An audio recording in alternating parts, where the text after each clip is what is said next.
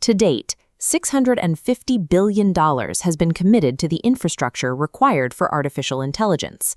To house these models, grid operators and utilities are scrambling to build data centers and secure power on a global scale.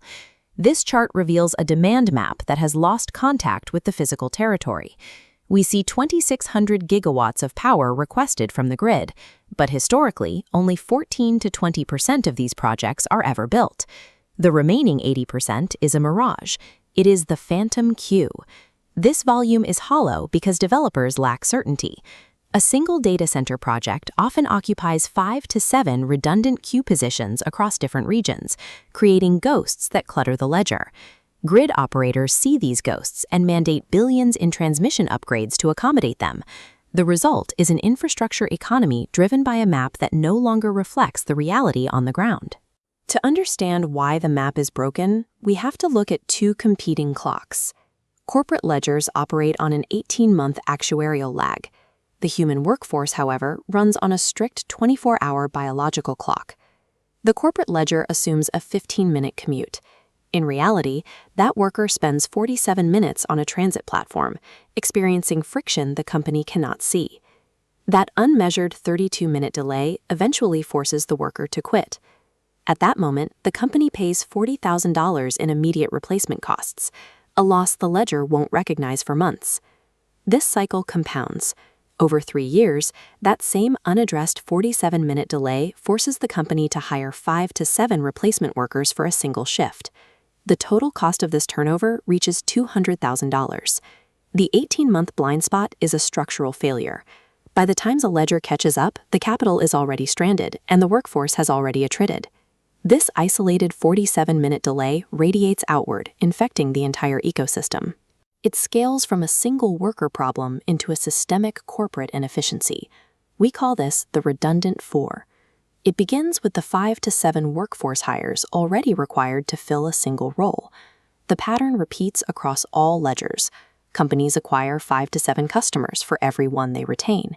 They issue 5 to 7 vendor RFPs to find one stable partner. And municipalities must attract 5 to 7 new households to replace every one that leaves. Each of these pillars carries its own version of that $40,000 replacement cost. Together, they create a wave of phantom demand that drains capital across the entire economy. This instability creates two types of market actors. Renters are agile. They can migrate compute workloads to another continent in 300 milliseconds. Anchors are different. They issue 30-year bonds and pour concrete. They are physically tied to the land. When infrastructure fails and renters flee, the anchors are left holding the bill. The infrastructure strands and multi-decade debt obligations transfer to local taxpayers. This is sovereign stranding. Desperate to prevent this, anchors build defensive moats. They trap data behind 15% egress fees and lock users into proprietary APIs. These moats do not fix the underlying blind spot. They simply trigger a lock-in cascade that bleeds more capital from the very entities they were meant to protect. The completion layer replaces these lagging ledgers with a system that cryptographically proves a community's physical capacity to support infrastructure. This is attested demand. When a geohash reaches a 67% consensus, the circuit closes. This proves the physical foundation exists, allowing the phantom queue icons to vanish. Verifying this ground truth purges hallucinated data from the system. It ensures that capital is only deployed where the human and physical substrate can actually sustain it. When you aggregate avoided costs across all 4 pillars, hiring keys, customer churn, and municipal erosion, the return on coordination is significant. For every $1 deployed to resolve the 47-minute gap, $36 of systemic savings are recovered. This 36-to-1 return is distributed through the 1-2-5-9-2% engine. 1% maps the hub, and 2% sustains the protocol's immune system. 5% rewards first move. This is the AND principle. You keep your core revenue while simultaneously capturing the trapped defensive capital that was previously lost to the blind spot. To achieve this, companies do not need to share proprietary data. Your internal records never leave your firewall.